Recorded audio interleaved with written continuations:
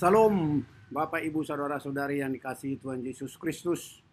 Selamat berjumpa kembali dalam pembelajaran kebenaran firman Tuhan. Dan biarlah kiranya Allah Bapa Surgawi, kasih karunia Allah Bapa Surgawi, dan damai sejahtera dari Tuhan Yesus Kristus, serta sukacita daripada Roh Kudus melimpah dalam kehidupan kita mulai saat ini sampai selama-lamanya. Amin. Pada kesempatan yang baik ini kita boleh mendengarkan satu kebenaran firman Tuhan tentang pertobatan.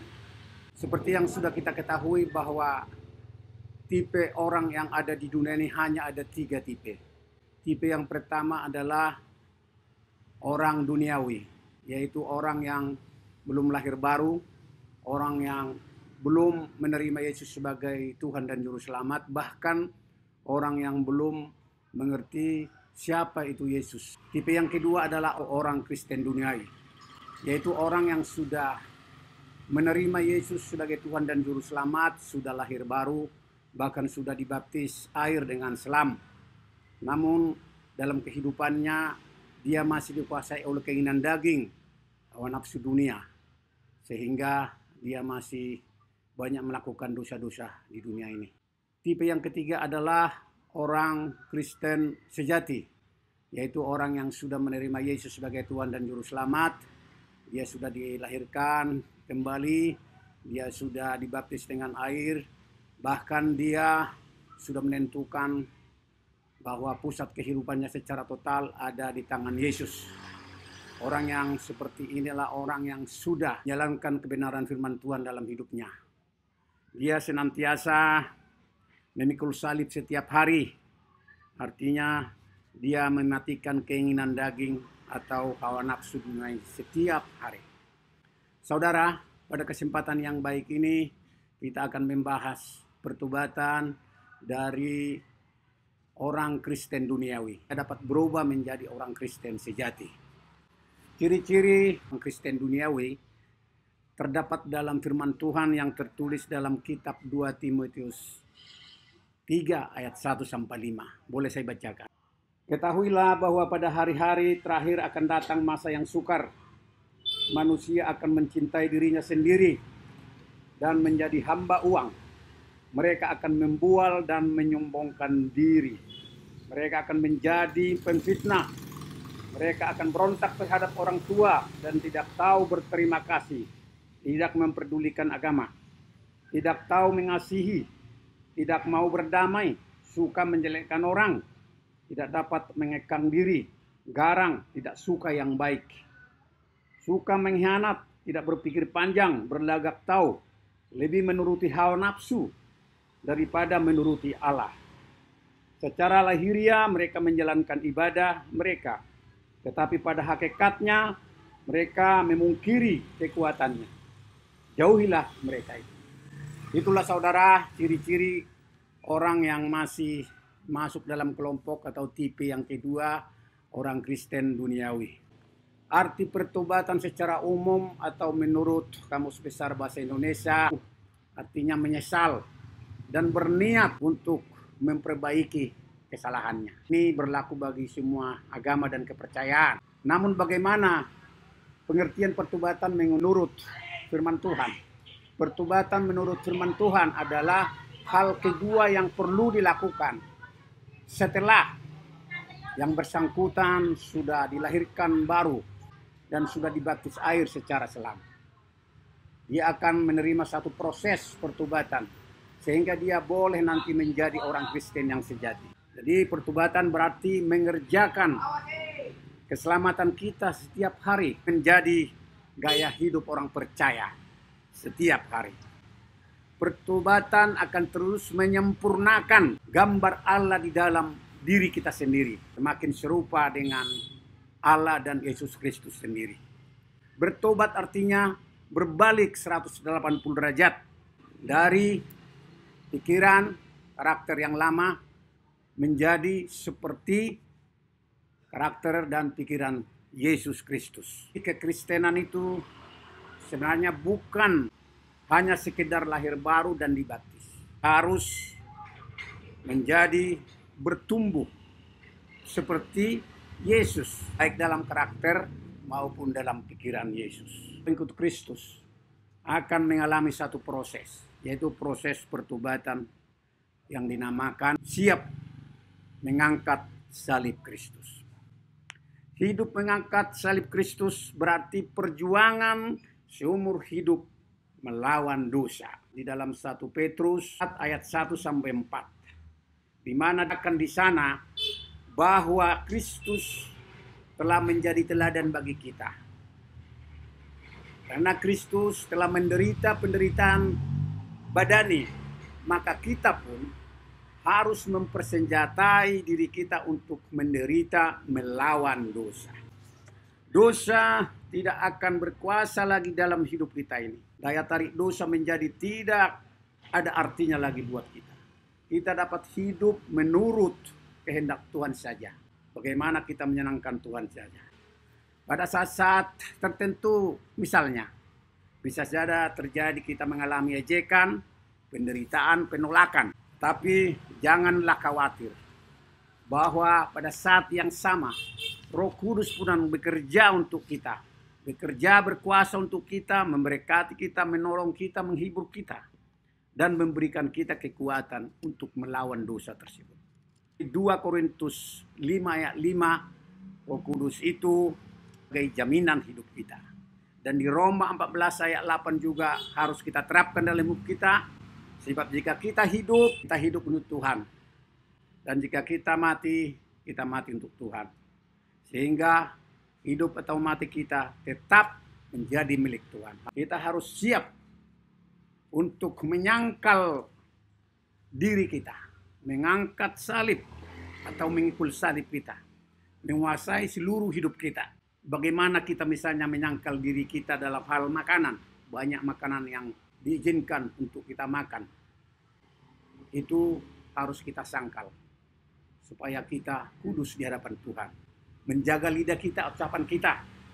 Harus kita jaga setiap saat. Menguasai pikiran. Menguasai perbuatan dan tingkah laku kita. Biarlah sesuai dengan kebenaran firman. Menjaga diri kita supaya tetap kudus. Tidak dikuasai kehendak daging. Itu adalah contoh-contoh yang nyata dalam kehidupan kita yang harus kita lakukan. Saudara, dalam Yohanes 15 ayat 19 juga firman Tuhan menjelaskan, sekiranya kamu dari dunia ini, tentulah dunia mengasihi kamu. Namun kita adalah berasal dari Tuhan. Kita adalah pilihan Tuhan. Maka dunia akan membenci kita. Hidup kita tidak sama lagi dengan dunia ini. Kita hidup sesuai dengan kebenaran firman saja. Harus memposisikan hidup kita ini sesuai dengan firman Tuhan saja.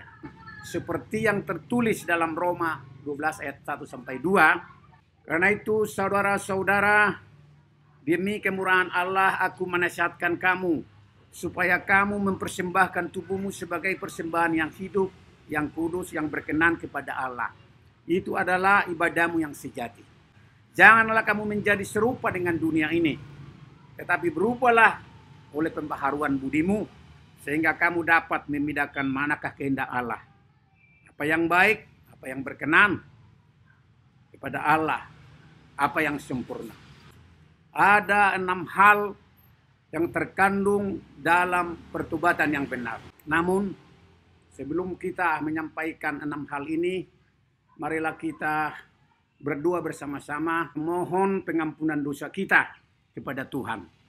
Bagi setiap yang menyaksikan video ini, ikut-ikut saya berdoa, karena dengan hati orang percaya dan dibenarkan, dan dengan mulut orang mengaku dan diselamatkan.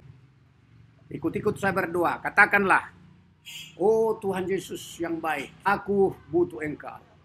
Tolonglah saya Tuhan. Masuklah dalam hatiku. Jadilah Tuhan dan juru selamatku. Oh Tuhan, banyak dosaku. Dosa dalam hati, dosa dalam pikiran, dosa dalam perkataan, dosa dalam perbuatan. Bahkan kutuk-kutuk dosa Tuhan. Dan dosa keturunan. Oh Tuhan Yesus yang baik, ampunilah dosa dan pelanggaranku itu. Dengan darah Yesus yang tercurah di kayu salib di bukit Golgota. Terima kasih Tuhan. Mulai saat ini aku lahir baru. Mulai saat ini aku menjadi anak Bapa surgawi. Mulai saat ini aku akan berkomitmen, berjanji akan ikut Yesus seumur hidup saya. Tuliskanlah namaku Tuhan dalam buku kehidupanmu, surga yang kekal. Terima kasih Bapa. Mulai saat ini aku menjadi ciptaan baru. Yang lama sudah berlalu, yang baru sudah datang. Hidup yang penuh damai sejahtera, sukacita. Hidup dengan penuh kesehatan, panjang umur menjadi milik. Berkati aku Tuhan, berkat rohani, berkat jasmani, bahkan berkat materi. Terima kasih Bapa. Terpujilah Engkau, termuliakanlah namamu. Dalam nama Yesus aku lahir baru. Dalam nama Yesus aku bersyukur dan berdoa. Haleluya, amin. Itulah doa perdamaian atau yang dikatakan doa permohonan pengampunan dosa kita. Sebagai deklarasi bagi semua orang yang mendengar dan deklarasi bagi iblis sekalipun. Mulai saat ini kita sudah menjadi milik Kristus. Ada 6 hal tadi yang terkandung dalam tobatan yang benar dalam hidup kita ini. Yang pertama, saudaraku, kita harus menyadari akan dosa-dosa kita. Ada perumpamaan yang ada di kitab Injil yang tertulis dalam Lukas 15 ayat 17 sampai 18, yaitu perumpamaan tentang anak yang hilang kembali ke ayahnya. Dia berkata, "Bapa, aku telah berdosa terhadap surga dan terhadap Bapa." Dia lari mendekap ayahnya. Demikian juga dengan kita dengan Tuhan. Karena kita sadar dengan dosa-dosa kita, marilah kita lari ke hadapan Tuhan. Kedua, saudaraku, kita harus memiliki adanya penyesalan yang sungguh-sungguh. Ketiga, kita harus mengaku dosa. Seperti tadi, dua permohonan pengampunan dosa kita. Kita juga harus melakukan tindakan berbalik kepada tindakan Tuhan untuk melakukan kebenaran dan tidak perlu ditunda-tunda lagi. Dan yang keenam, adanya pemberesan dosa. Dosa yang ada pada kita, kita bereskan. Dan ada satu ayat firman Tuhan yang berkata, "Berusahalah hidup damai dengan semua orang dan kejarlah kekudusan. Sebab tanpa kekudusan tidak seorang pun akan melihat Tuhan." Orang yang memiliki kekudusan adalah orang yang sudah bertobat sungguh-sungguh. Orang yang patuh dan setia dan percaya penuh kepada Yesus Kristus. Betapa banyak ayat firman Tuhan yang memberikan kita satu warning peringatan. Apakah yang harus perlu kita tinggalkan dalam hidup ini sehingga kita kudus di hadapan Tuhan dan layak menerima berkatnya. Ada 3 pembacaan firman. Yang pertama, saudaraku, Galatia 5 ayat 19 sampai 21. Perbuatan daging telah nyata, yaitu percabulan, kecemaran, hawa nafsu, penyembahan berhala, sihir, perseteruan, perselisihan, iri hati, amarah, kepentingan diri sendiri, percideraan, roh pemecah, kedengkian, kemabukan, pesta pora, dan sebagainya. Terhadap semuanya itu kuperingatkan kamu, seperti yang telah kubuat dahulu, bahwa barang siapa melakukan hal-hal demikian, ia tidak akan mendapat bagian dalam kerajaan Allah. Inilah warning bagi kita, supaya kita bertobat, jangan melakukan hal seperti ini. Kedua, saudaraku, kita akan melihat firman Tuhan di Kolose 3 ayat 5-6. Karena itu matikanlah dalam dirimu segala sesuatu yang duniawi, yaitu percabulan, kenajisan, hawa nafsu, nafsu jahat, dan juga keserakahan yang sama dengan penyembahan berhala. Semuanya itu mendatangkan murka Allah atas orang-orang yang durhaka. Kita boleh menjadi manusia baru seperti dua kita tadi. Haleluya, saudaraku. Dan yang ketiga, saudaraku, ada ayat firman di 1 Korintus 6 ayat 9-10. Atau tidak tahukah kamu bahwa orang-orang yang tidak adil tidak akan mendapat bagian dalam kerajaan Allah? Janganlah sesat. Orang cabul, penyembah berhala, orang berzina, banci, orang pemburit, pencuri, orang kikir, pemabuk, pemfitnah, dan penipu tidak akan mendapat bagian dalam kerajaan Allah. Ini adalah peringatan bagi kita. bahwa orang jahat sebenarnya tidak akan mendapat kerajaan Allah dalam hidupnya. Dari ketiga pembacaan firman Tuhan ini, kita diingatkan agar kita bersedia mematikan hidup menurut daging. Hawa nafsu dunia ini kita tinggalkan semua. Dan biarlah kita boleh menjadi manusia baru. Sehingga kita menjadi pewaris kerajaan Allah. Haleluya. Sebagai introspeksi dan evaluasi diri kita sendiri setiap hari perlu kita lihat. Kita cek diri kita sendiri. Apakah selama ini kita masih tidak hidup menyangkal diri setiap hari. Di pagi hari berdoa, bersekutu, menyembah Tuhan. Dia membangun hubungan yang manis dengan Tuhan secara pribadi. Apakah hal itu sudah boleh kita lakukan? Artinya kita harus menyangkal diri dari malas bangun dan lain-lain. Apakah saudara misalnya masih kesulitan untuk boleh hidup ngangkat salib? Misalnya mematikan keinginan daging, hawa nafsu, sulit menguasai pikiran dan tingkah laku. Bahkan untuk mencoba hidup kudus pun susah. Inilah yang perlu kita tingkatkan kedekatan kita dengan Tuhan. Supaya kita dapat melakukannya. Saudara, ada juga pertanyaan, apakah saudara masih memiliki satu ikatan? Ikatan ini cukup banyak, saudara. Dan ini menghambat kita untuk bertobat dengan sungguh-sungguh. Apakah itu ikatan seperti penyembahan berhala, jimat, atau penglaris, atau apapun namanya. Atau kekebalan tubuh, itu semua dilarang Tuhan. Sehingga itu harus kita lepaskan seluruhnya. Sehingga kita akan boleh bertobat dengan baik. Ini saatnya kita bertobatlah sungguh-sungguh. Tidak ada kata lain, tidak ada kata terlambat untuk bertobat. Now is the time to repent. Kini saatnya, waktunya untuk bertobat. Biarlah gaya hidup kita selalu menyangkal diri setiap hari. Mampu mengangkat dan memikul salib Kristus setiap hari. Menguasai hidup kita. Supaya boleh hidup kudus seperti Yesus kudus. Demikianlah firman Tuhan mengenai pertobatan yang boleh kita renungkan pada saat ini.